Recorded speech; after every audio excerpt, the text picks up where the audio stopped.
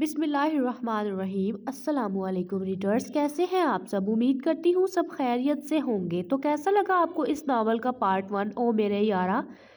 बहुत ही इंटरेस्टिंग, बहुत ही मज़ेदार नावल है जिसमें बहुत सारे कपल्स, बहुत सारे करैक्टर्स हैं।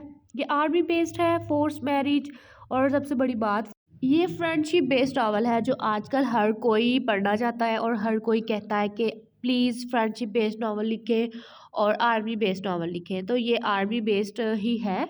उम्मीद करती हूँ आपको पढ़ के अच्छा लगेगा। प्लीज़ प्लीज़ प्लीज़ वीडियो को लाइक भी कर दिया करें, चैनल को सब्सक्राइब भी कर दिया करें। आप लोग कोई रिस्पॉन्स नहीं देते, ना कोई कमेंट करते हैं, ना लाइक करते हैं वीडियो को। यार ऐसे तो नहीं होता ना। देखें, मैं भी तो आपके लिए इतनी मेहनत करती हूँ ना, तो आपका भी तो बनता है ना। चलो एक लाइक ही कर दिया करो, कमेंट ही कर दिया करो, और चैनल को सब्सक्राइब कुछ तो कर दिया करो यार, कुछ तो कर दिया करो। कहाँ हो तुम सब, क्या करते रहते हो। देखो ना, पहले मैं नॉवल लिखा, फिर वीडियो के लिए उसको एडिट किया, ठीक है, वीडियो बनाई, फिर उसको वॉइस वॉइस ओवर करना सबसे मुश्किल काम है। पता है क्यों? क्योंकि यहाँ से आवाज़ें, वहाँ से आवाज़ें, इसको चुप करवाओ, उसको चुप करवाओ, किसी भी कोने में घुस के बैठ जाओ, आवाज़ फिर भी आनी ही आनी है। तो थोड़ा मुश्किल हो जाता है करना कि घर वालों को चुप करवाने के, यार चुप कर जाओ, मैंने वॉइस ओवर करना। वो कहते हैं तेरा क्या काम है ये रोज़ रोज़ रोज़ वॉइस ओवर, हम तंग आ चुके हैं। तो मतलब फिर मैं क्या करूँ, सड़क पे जाके कर लूँ तो बाइक का शोर, गाड़ी का शोर। तो आप भी तो थोड़ा सा ख्याल किया करें ना मेरा। मैं आप लोगों के लिए वीडियो बनाती हूँ और आप लोग लाइक भी नहीं करते, कोई रिस्पॉन्स ही नहीं करते। कितनी गलत बात है ना यार। अगर आप लोगों ने रिस्पॉन्स नहीं करना तो ना करें, मैं तो फिर भी वीडियो डालूंगी, बल्कि नहीं डालूंगी यार। इस तरह मैं कहूँगी तो तुम लोग तो फिर और ढीले पड़ जाओगे, लाइक भी नहीं करोगे। तो चलो फिर मैं तुम लोगों के लिए थोड़ा सा नावल पढ़ देती हूँ अब, ठीक है। बहुत मैंने बक बक कर ली। हमाद ने गाड़ी स्टार्ट करते हुए कहा, हमाद प्लीज़ मुझे लेक्चर मत देना, शुरू हो जाना अब। तुम्हारी अम्मी का तो यही काम है, बस हर बात में रोक टोक करती हैं वो, साइमा ने मुंह बनाते हुए कहा। मेरी अम्मी के बारे में ऐसा मत कहा करो प्लीज़, हमाद ने तलख लहजे में कहा।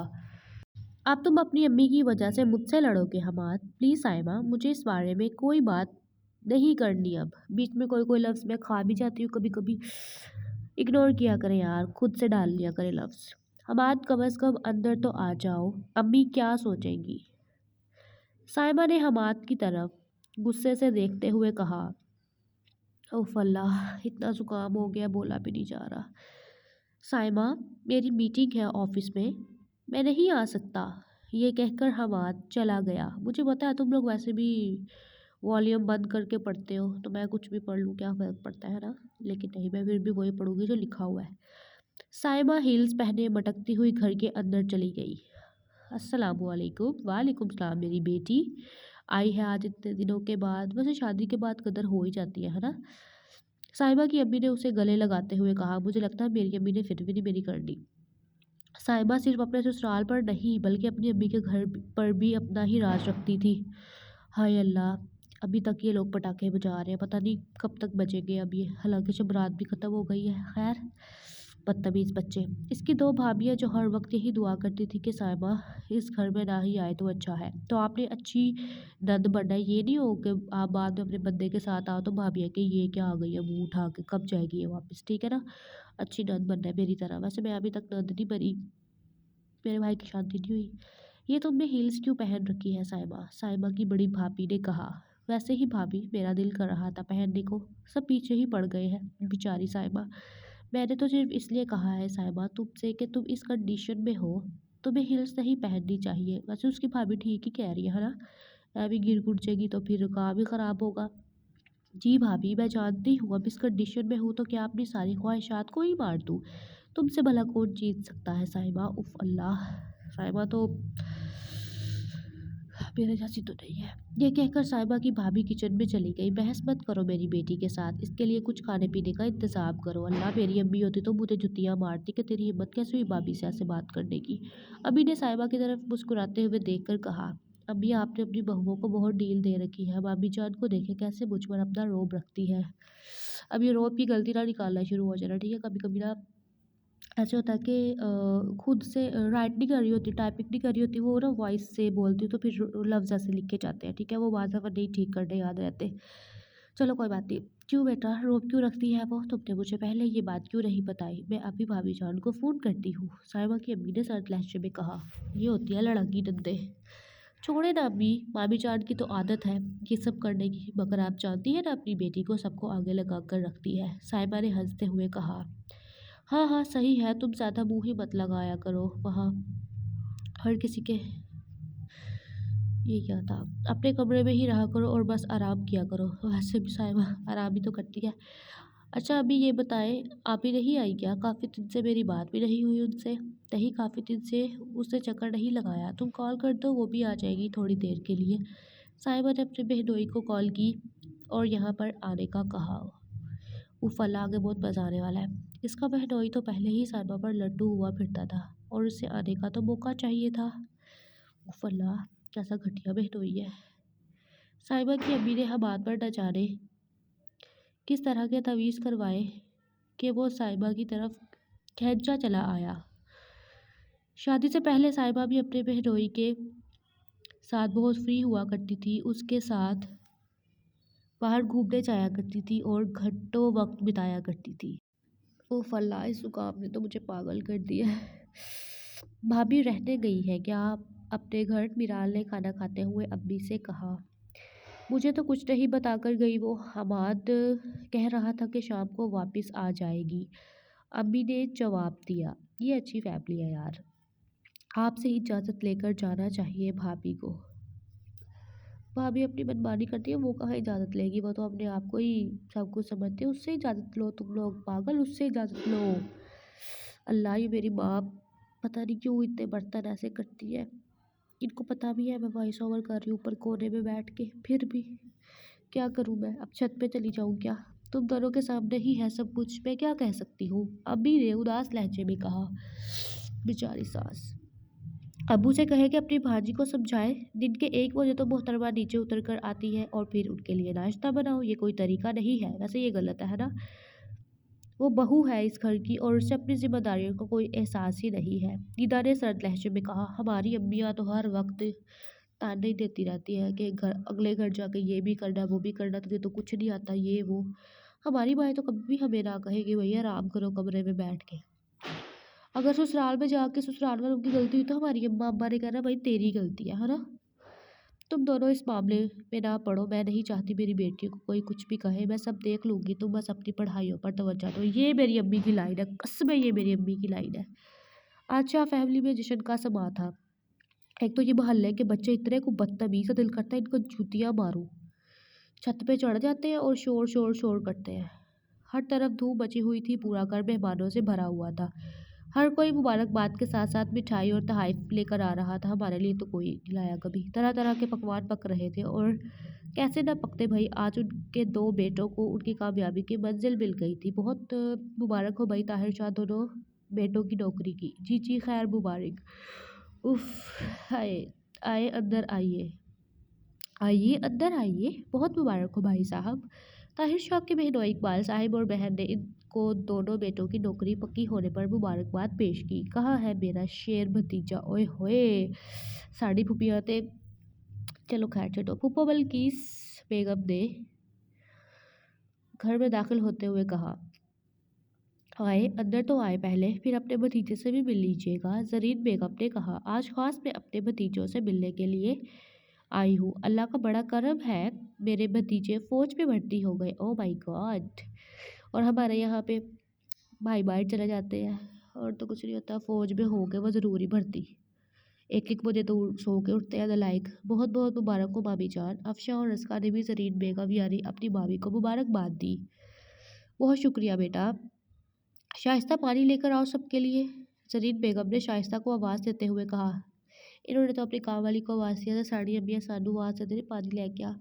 जी बेगम साहिबा ला रही हूँ। इतने में ताहिर शाह और उनके बहनोई इकबाल साहिब भी अंदर तशरीफ़ लाए। वाह वाह वाह, बहुत खुशी हुई भाभी साहब।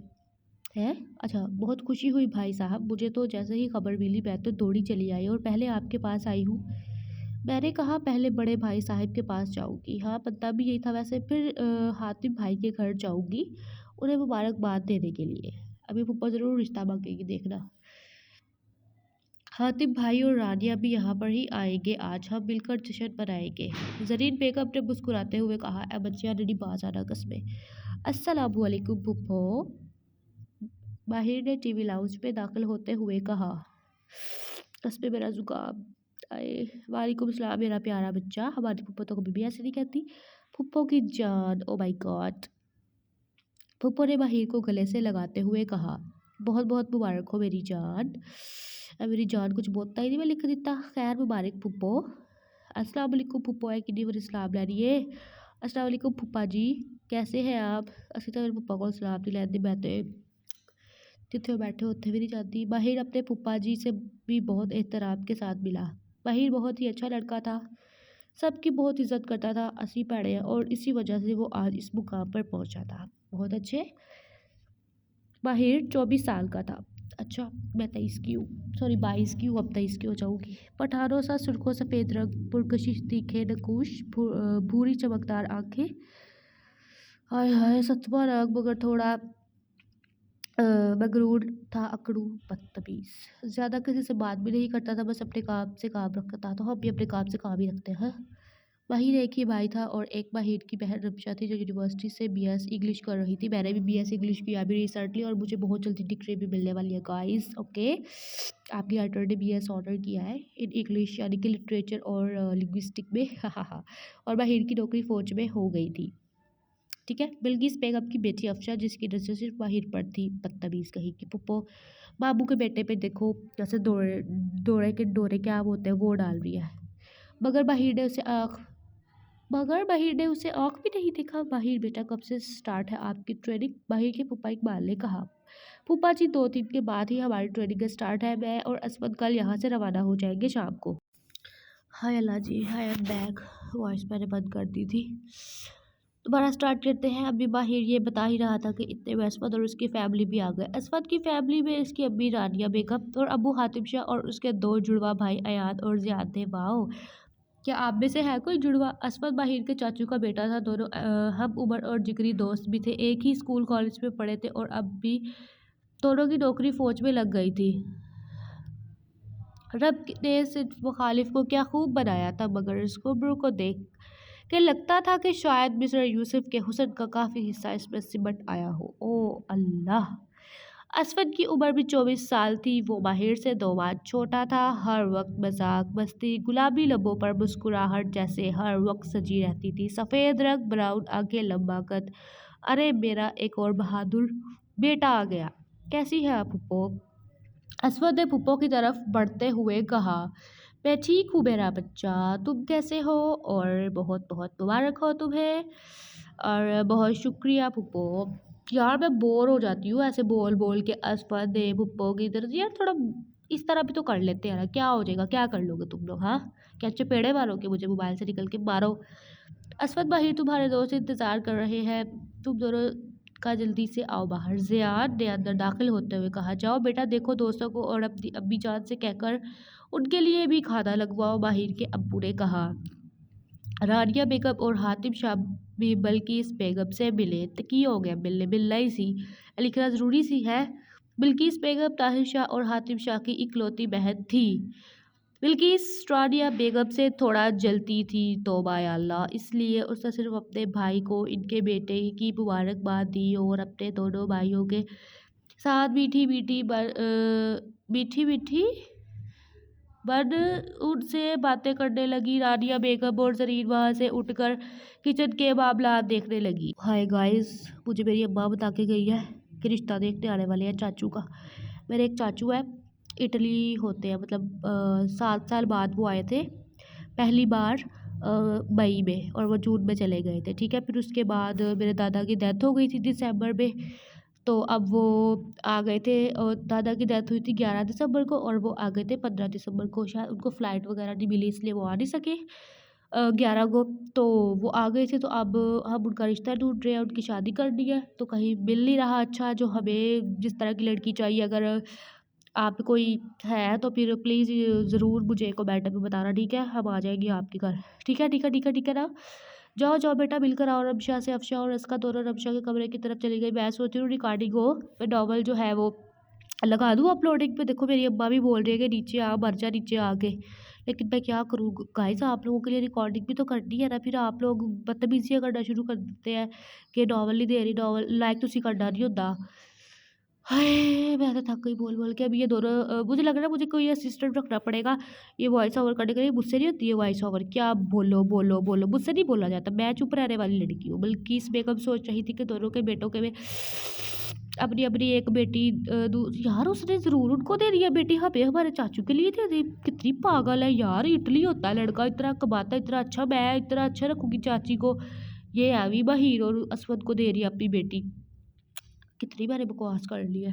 खैर, अफ़शा ने दरवाज़ा नॉक करते हुए कहा, "अरे तुम लोग कब आए?" अफ़शा ने दोनों से मिलते हुए कहा, "हम तो काफ़ी देर से आए हुए हैं।" देखो मेरी अम्मा की आवाज़ आ गई, मिलते हैं 2 मिनट के बाद। जी गाइस, तो आई एम बैक। हम तो काफ़ी देर से आए हुए हैं, तुम भी बाहर नहीं आई। अफ़शा ने कहा, "हाँ, कल मेरा पेपर है, मैं उसी की तैयारी में मसरूफ़ थी।" रमशा ने जवाब दिया, "सही है, तुम करो पेपर की तैयारी, हम जाकर बैठ जाते हैं बाहर।" अस्का ने मुँह बनाते हुए कहा, "अरे नहीं, नहीं बैठो तुम लोग, मेरी तैयारी हो गई है।"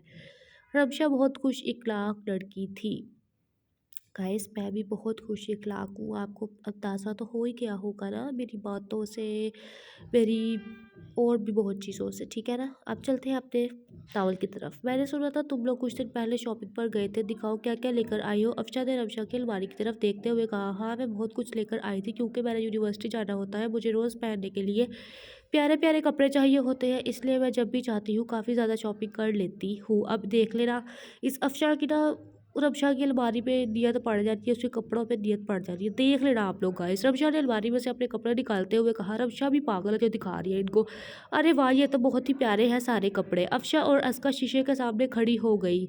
ओफ अल्लाह, खड़ी होकर कपड़ों को अपने साथ लगा लगा कर देखने लगी। यार जब मैं जाती हूँ ना उधर शॉपिंग करने, मैं भी ऐसे ही करती हूँ। और ना मैं बड़ी शौकिया मारती हूँ। ये वाला ड्रेस मुझे दे दो रमशा, कसम से मैंने ऐसा कभी नहीं किया। ये वाला माहिर भाई की पसंद का है, तुम कोई और देख लो, इनमें से देख लो, ये सब भी उसी स्टफ़ के हैं। कितनी बदतमीज़ है ना, देखो कैसे उसका सूट भाग रही है। माहिर ने दिया है, अब तो मैं यही लेकर रहूँगी। अल्लाह, अफ़शा ने दिल ही दिल में कहा, तौबा या अल्लाह, कैसे कैसे लोग हैं।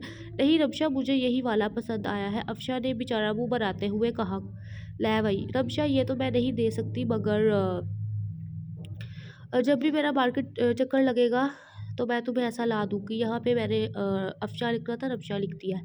ये कहते हुए रमशा ने अपने सारे कपड़े वापस अलमारी में लगा दिए। बहुत अच्छा किया, कसम से मेरे जैसी हरकत की। रमशा, मुझे ये जूता बहुत पसंद आया है, क्या मैं ये ले लूँ या फिर ये भी बाहिर की पसंद का है।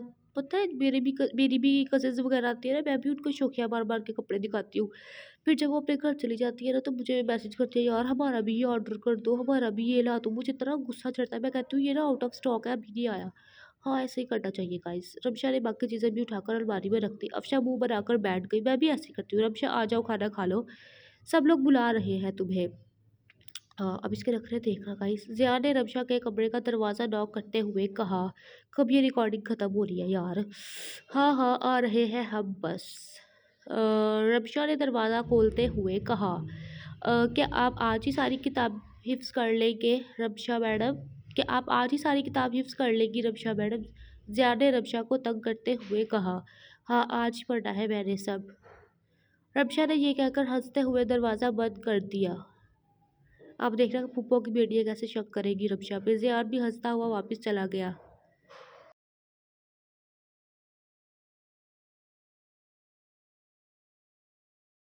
चलो रिदा प्लीज़, बिलाल ने रिदा के तरले करते हुए कहा। बिलाल, मुझे नहीं जाना, तुम्हें जो चाहिए है मुझसे ले लो। रिदा, मुझे अपने लिए कुछ ज्वेलरी लेकर आनी है, प्लीज़ चलो ना। देखो बहन कैसे बड़ी बहन के तरले कर रही है। रिदा उठी और अपना ज्वेलरी बॉक्स उठाकर ले आई। जो लेना है इसमें से ले लो, मुझे तंग ना करो प्लीज़। मैं भी अपनी बहन को ऐसे ही कहती हूँ, लेकिन मैं अपनी कोई चीज़ नहीं देती उसको, वो फिर भी चोरी कर लेती है। नीना ने बॉक्स बिलाल के सामने रखते हुए कहा, अरे वाह, तुम कितनी चालाक हो ना रीता। तुमने मुझे कभी अपनी ज्वेलरी नहीं दिखाई और इतनी झूठियाँ रोज़ चाहे इसके बॉक्स में से पहन के जाती हो। बिलाल बिलाल ने ज्वेलरी की तरफ देखते हुए कहा, हाय हाँ, क्योंकि तुम्हें जब भी कोई चीज़ दो तुम या तो उसे तोड़कर वापस लाती हो या गुम कर देती हो। गाइस जैसे मेरी बहन भी ऐसे ही करती है। मेरी बहन तो अक्सर गुम कर देती है। दीदा ने जवाब दिया। अच्छा बताओ ये वाले इयररिंग्स कैसे लग रहे हैं? मीरा ने इयररिंग्स कार्ड के पास लगाते हुए कहा। मैं कहती बिल्कुल भी अच्छे नहीं लग रहे, रख दो। अच्छे लग रहे हैं और तुम्हारे ड्रेस के साथ मैच भी कर रहे हैं। तो बस फाइनल हुआ, मैं यही पहनूंगी। मिराल इयररिंग्स लेकर भागती हुई खुशी से अपने कमरे में चली गई। लाल जोड़ा पहरे आना। घर जाकर अमन ने वहाज को कॉल की और उस पर बहुत गुस्सा किया। तुम क्यों आए थे मेरे कॉलेज के बाहर? हाँ, हमारे लिए तो गाइस कभी कोई कॉलेज के बाहर ही नहीं आया। अमन ने गुस्से से कहा। हाँ, मैं तो तुम्हें देखने के लिए आया था, वहाज ने धीमे लहजे में कहा। नींद आ रही है गाइस मुझे। वहाज आइंदा ये हरकत मत करना वरना मुझसे बुरा कोई नहीं होगा। ओह अच्छा, अमन ने सर्द लहजे में कहा। ऐसे यार ये बड़ी घटिया हरकत होती है ना, जो मतलब जो लड़के लड़कियों के लिए कॉलेज के बाहर आके खड़े हो जाते हैं। अच्छा ना मेरी बात सुनो, वहाज ने प्यार भरे लहजे में कहा। हाँ बोलो क्या है? ये लड़के इतने को फ्राडिया होते हैं ना, प्यार भरे लहजे में ये लड़की को पागल कर देते हैं, लड़की की ज़िंदगी बर्बाद कर देते। कभी इनके प्यार भरे लहजे पे ना जा रहा। अच्छा कल तुम्हारा कलर डे है तो तुम ऐसा करो ना, हाफ डे की लीव लेकर मुझसे मिलने के लिए आ जाओ, बैठेंगे बातें करेंगे खाए पिएंगे। खोता, आज देख तो लिया है तुमने मुझे, अब क्या करोगे मिलकर? अमन ने कहा। वही जो सब करते हैं।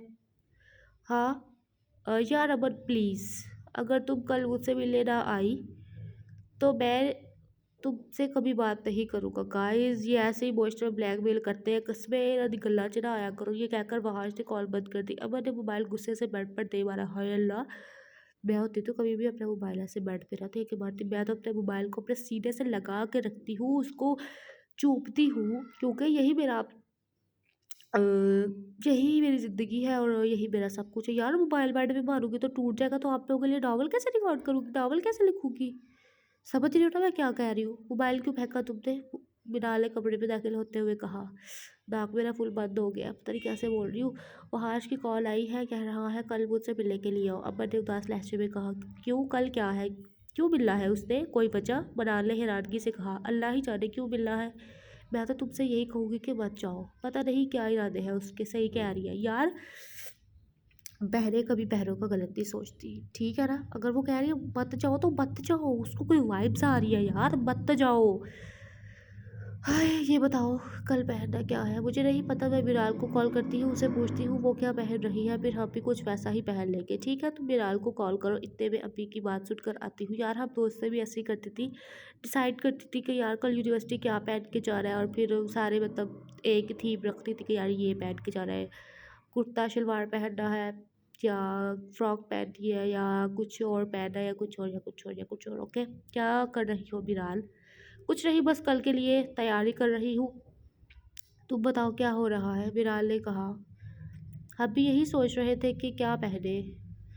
तो अमन ने कहा है कि बिलाल अपने ड्रेस की फ़ोटो सेंड करेगी, फिर हम भी कुछ वैसा ही पहन लेंगे। कसम मैं भी अपनी दोस्तों को और मेरी दोस्त भी ऐसी ड्रेस की फ़ोटो सेंड करती है, फिर हम अगले दिन पहन के जाते हैं। इसी को तो कहते हैं दोस्ती, फ्रेंडशिप। आहो अच्छा ठीक है मैं करती हूँ फ़ोटो सेंड। अच्छा बिलाल बात सुनो, बिलाल ने धीमे लहजे में कहा। हाँ बोलो क्या हुआ? आज छुट्टी के वक्त जब हम वैन पे जाने के लिए कॉलेज से बाहर निकले तो वहाँ कॉलेज के बाहर खड़ा था। बना ने हल्की सी आवाज़ में बताया। क्या? ये तुम क्या कह रही हो? वो क्यों खड़ा था कॉलेज के बाहर? बिलाल ने हैरानगी से कहा। अमन जब उसके पास गई तो उसने कहा कि तुम्हें देखने आया हूँ, और घर आने के बाद उसने अमन से कहा कि कल कॉलेज से हाफ डे की लीव लेकर मुझसे मिलने आओ। कितना बदतमीज है जो मिलने का कह रहा है। क्या वो पागल वागल तो नहीं हो गया? उसे कह दो कि कोई ज़रूरत नहीं है जाने की कहीं भी। बिल्कुल ठीक कहा बिलाल आपने, है ना? बिलाल ने सख्त लहजे में कहा। मेरी तो वो मानती नहीं है बिलाल, तुम ही उसे समझाओ ना प्लीज़। अच्छा मैं उसको समझाऊंगी। बिलाल ने परेशान लहजे में कहा। तुम परेशान नहीं हो, मैं उसे समझाऊंगी और ये कहीं नहीं जाएगी। हाँ ठीक है, साशा को भी बता दो कि क्या पहनना है वरना फिर से वो मुंह बना लेगी। बनाल ने ये कहकर कॉल बंद। सॉरी गाइस, फूफो की कॉल आ गई थी बीच में। आधा घंटा से ज़्यादा हो गया तुम लोगों के लिए ये रिकॉर्डिंग कर रही हूँ। कसमे मैं थक गई हूँ। आय अल्लाह, ये मैंने कौन सा काम अपने सर ले लिया। पता नहीं कहाँ से आते हैं ये फ्लर्टी लड़के। 2 दिन हुए नहीं बात किए, मिलने चलो इनसे, मनहूस कहीं के। बिलाल बड़बड़ा रही थी। असफत पैकिंग कर ली तुमने? माहिर ने कहा। नहीं यार, मैं सोच रहा हूँ थोड़ी सी शॉपिंग कर लूँ। ये भी मेरी तरह ही है। रात में पहनने के लिए ट्राउज़र शर्ट ले आऊँ, वैसे ये ठीक है। इस बंदे की कभी शॉपिंग ख़त्म नहीं होती। अभी कुछ दिन पहले ही तो इतने सारे कपड़े इतने सारे कपड़े लेकर आए हो, अयान ने कहा। गाइस कसमें दुआ करो मेरा नाक खुल जाए। अयान, तू मेरे मामलात में ना बोला करो, असमत ने अयान को तकिया मारते हुए कहा। कसमें हूँ तुसी लाइक ना किता तो फिर वेख्यो। मेरी इतनी तबीयत ख़राब हो गई है, फिर भी मैं तुम लोगों के लिए रिकॉर्डिंग कर रही हूँ। अयान, तू मेरे मामलात में ना बोला करो, असफत ने अयान को तकिया मारते हुए कहा। खाना खाने के बाद ये सब कज़न्स बाहिर के कमरे में बैठे हुए थे। अच्छा चलो सुबह चलेंगे, मुझे भी कुछ सामान लेना है, मैं भी ले लूँगा। बाहिर ने आसमान की तरफ देखते हुए कहा। हाँ हाँ मेरे दोस्त ठीक है। रक्षा अफशा और उसका भी बाहिर के कमरे में आकर बैठ गई। हमारे कज़न्स तो पता नहीं कैसे है। आसमान की तरफ देखते हुए यार उसने कहा होगा, उसने अयान की या उसके असवद की तरफ देखते हुए कहा होगा। हमारे कज़न्स तो पता नहीं कैसे हमें लिफ्ट ही नहीं करवाते। कैसी लिफ्ट चाहिए आपको बहना? असवद ने असफा की तरफ देखते हुए देखकर हंसते हुए कहा। ये सुनते ही असका के बदन पे आग लग गई। अल्लाह, इसके बारे में मैं क्या सोचती हूँ मैं, और ये मुझे बहन कह रहा है। कसमे मुझे तो अपना कोई कज़न पसंद नहीं है, तो मुझे बहन क्या बाजी भी कह ले, मुझे कोई फ़र्क नहीं पड़ेगा। अशका ने दिल ही दिल में असवद को कोसते हुए कहा। पूरे कमरे में आता देखते ही माहिर साहब अपने मोबाइल में मगन हो गए थे। पेपर की तैयारी हो गई है मोहतरमा आपकी? ज़ियान ने रमशा की तरफ देखकर मुस्कुराते हुए कहा। ये रमशा और ज़ियान के बीच में देख लेना, कुछ ना कुछ ज़रूर निकला। जी हो गई है। एक तो आपको बहुत फिक्र है मेरे पेपर्स की। फिक्र है भी तो नहीं है ना, तुम्हें बाद में गवर्नमेंट टीचर भी तो बनाना है ना। रमशा ने मुंह बनाते हुए कहा। इसे नहीं होगी तो फिर किसे होगी रमशा बाजी? अये, अयान ने रमशा को छेड़ते हुए कहा। देख, मैंने कहा है ना कुछ है दोनों के बीच में। रमशा, अगर आप एक भी पेपर में फेल हुई तो देखना तायाजान से कहूँगा कि इसे घर बिठाए और घर के काम काज सिखाए। कितना वो है ना, कैसे आग लगाएगा। ये लोग हर वक्त रमशा को तंग करते रहते थे, क्योंकि यार वो एक ही थी ना उनके घर में लड़की। इसलिए ज़ियान, मैं आपकी तरह नहीं हूँ जो फेल हो जाऊँ पेपर्स पे। सबसे अब अच्छा रमशा रोने वाली क्यों हो गई है आप? हाय अल्लाह, हमसे कज़न ज़्यादा तंग करते हैं ना, दिल करता है उनको कलेजा निकाल के उनके हाथ में पकड़ा दूँ। असफत भी रमशा को तंग करने लगा। मेरा तो नहीं हुआ रोने वाला मुँह असफत भाई। हाँ, ये मोहल्ले के बच्चे कसम इतने बदतमीज है, देखो कैसे चीखे मार रहे ना। ये देख लो इनके हालात। ना करो यार, बेचारी मेरी मासूम बहन रो पड़ेगी। बाहिर ने अपने मोबाइल की तरफ देखकर हंसते हुए कहा। शुक्र है 2 मिनट की रिकॉर्डिंग रह गई है बस। बाहिर भाई ये बात भी शुरू हो गए हैं इन सब के साथ। हमारे भाई भी ऐसे ही करते हैं, कजन जाते हैं उनके साथ मिलकर इतने शौखे हो जाते हैं, भूल ही जाते हैं फिर सब कुछ। रमशा ने उदास लहजे में कहा। रमशा बाजी, हम तो आपके साथ मजाक करते हैं, एक ही तो बहन है आप हमारी। अयान ने उठकर रमशा को प्यार से गले लगाते हुए कहा। गाइस, ये अयान ने, ज़ियान ने नहीं, ठीक है ना? अच्छा अच्छा बस करो, बाद में तुम लोग यही कहते हो। हाँ सही कहा है वैसे। देखा गाइस, मैं रियलिटी लिखती हूँ जो भी लिखती हूँ। रमशा ने धीमे लहजे में कहा। चलो आप ही उठो यहाँ से, लगता है अब तो यहाँ पर फजूल बैठे हैं। देखो पप्पो की बेटी को कैसे आग लग रही है, क्योंकि उनको कोई लिफ्ट नहीं ना करा रहा गाइस, तो इसलिए। अस्कर ने तनक लहजे में कहा। क्या हुआ अस्का बाजी? अयान ने हैरानगी से उसकी तरफ देखते हुए कहा। लो, अब इसको भी गुस्सा चढ़ गया होना, इसने मुझे बाजी क्यों कहा है। तब से हम ऐसे ही मुंह उठाकर बैठे हुए हैं, हमारे साथ तो कोई बात ही नहीं कर रहा। देखो कैसे आग लगी है। ये कज़नों को ऐसे ही होता है कि हमारे साथ कज़न्स बस बातें करते रहे, बातें करते रहे, बातें करते करते फिर एक दूसरे को पसंद करने लग जाते हैं, फिर इनको मोहब्बत हो जाती है, फिर रिश्ते आते हैं। फिर भाभी कहती है मैंने नहीं करना, पप्पो कहती है मैं दे रही है तो अपने भरा ही दे रही है। फिर ऐसे ही गाय से चलता है। खैर छोड़ो। अरे तुम तो नाराज़ ही हो गई मेरी बहन। एक बार फिर इसका को बहन कहकर इसके मन में आग लगा दी। तुम दोनों खुद ही तो चुप करके बैठी हो, कोई बात भी नहीं कर रही। हाँ हाँ, और फिर हम अगर कोई बात करेगी तो ये भी रमशा की तरह मुंह बना लेगी। ज़यान ने हंसते हुए कहा। तुम ऐसी बात ना करना जिससे हमारा मुंह बने ज़यान। अफशा ने मुंह बनाते हुए कहा। वैसे कितनी नकचड़ी है ना, बाहिर तो जैसे हमें जानता ही नहीं है। जब से हम आए हैं बचाल है इसने हमारी तरफ देखा भी हो। भाई वो तुम लोग की तरफ देख के क्या करेगा? हाँ, तो हमारी तरफ आंख उठाकर भी देखा हो। तो अफशा ने बाहिर की तरफ देखते हुए कहा। बाहिर ने एकदम नज़र उठाकर अफशा की तरफ देखा। हाँ हाय, मैं क्या बात करूँ आप लोगों से? आप पूछ लो मुझसे जो पूछना है, मैं आपको जवाब दे दूँगा। सही कह रहा, मेरा भी एक कदर है ऐसा ही बदतमीज़, क्योंकि मेरे पास तो कोई बात नहीं है आपसे करने के लिए। हम बात कर रहे होते हैं, वो उठा के हमें देख रहा होता है, बात उसके पास कोई होती नहीं है। वहीद ने साफ अल्फाज में कहा। असद वहीद की तरफ देखकर हंसे जा रहा था। तो रीडर्स, कैसी लगी आपको आज की एपिसोड? उम्मीद करती हूँ अच्छी लगी होगी।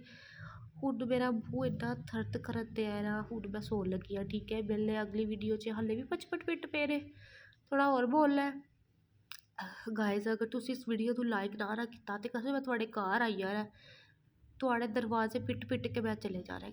बड़ा बर्दाश्त हो गया हुण, मेरे को नहीं होता। मैं देखो मेरा नाक बंद पे है, हले मैं दवाई लैन जाना वे। हाय अल्लाह जी, वो आपसे भी बातें करना चाह रही है। असफत भाई ने तंजिया लहजे में कहा। उसका और अफशा का बस्ता ही चल रहा था कि वो इन सब का सर फाड़ कर यहाँ से फरार हो जाए। तो भाई अल्लाह कर लो भाई, क्या बातें करनी है मुझसे, मैं तो सब बातों का जवाब दे दूंगा आप लोगों को। तो रीडर्स कमेंट करते हो ठीक है, बट पता है आवाज़ तो मेरी सुननी कोई नहीं, मैं भी तो टाइम पास करना सी ना। ठीक है, मिलते हैं अगली वीडियो में। अपना ख्याल रखें, अल्लाह हाफिज़, और वीडियो को लाइक करना